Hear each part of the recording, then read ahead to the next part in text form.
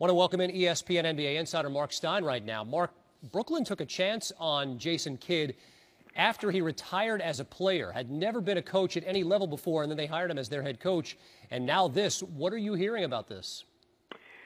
Well, all the reports and the talk about Milwaukee's interest, I mean, that has gotten serious enough to the point that was just told tonight that the Bucks and Nets are already talking potential compensation that would be needed to free Jason Kidd from the last 3 years and of his contract. He signed an original 4-year, $10.5 million deal to be their coach.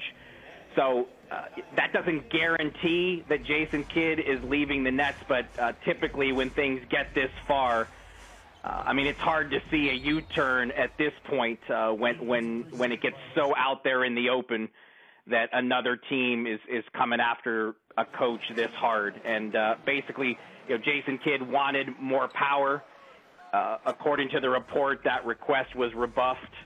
And here we are now with Milwaukee's new owners, and one of those new owners, Marc, a former Nets minority owner who's very close to Kidd.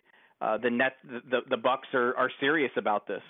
Kidd is the Nets coach right now. As you mentioned, was said to have wanted more power within the front office. There are reports that he didn't necessarily get along with Nets GM Billy King right now. Here's the rub, Marc. Milwaukee has a coach in Larry Drew. They have a GM in John Hammond. So what role is Kidd looking for? Well, look, the Bucks have new ownership. So I think any time that happens when they inherit a coach and GM, there are no guarantees there. The initial signals were that John Hammond and Larry Drew would at least get this coming season to kind of show what they've got as Wesley Edens and Marc Lasry take over control there. And John Hammond did run the draft. Of course, the Bucks just drafted Jabari Parker.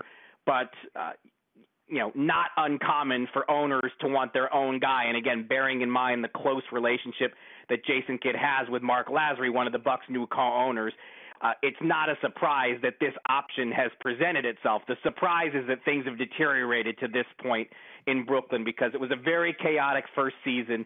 But, the Nets did pretty well, all things considered, when you realize they lost Brook Lopez when Darren Williams was playing hurt for so much of the season. Jason Kidd took a lot of heat early in the season as a rookie coach and ended up getting a lot out of a very limited and very old team. I mean, they made the playoffs. They turned around.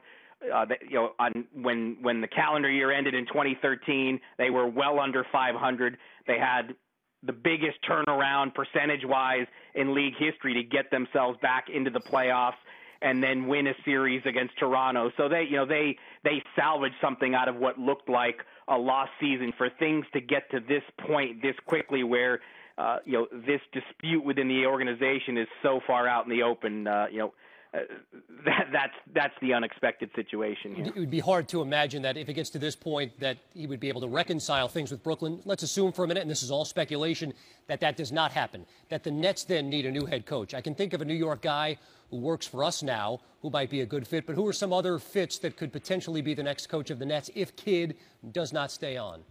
Yeah, Mark Jackson, who you're hinting at, his name is already coming up as a possible successor. Our own Young Masuk has reported that from ESPN New York. And, the Nets have long been fans of Jeff Van Gundy. Lionel Hollins is there. Lionel Hollins is another name that they've looked at in the past. I'm sure there would be no shortage of coaches interested in this position because Mikhail Prokhorov, the owner there, I mean, he's shown no hesitation to spend, and I think that's going to appeal to any coach. Now, I guess you could raise the question, how much longer is Prokhorov in this for? There have been the reports that he might want to sell the team.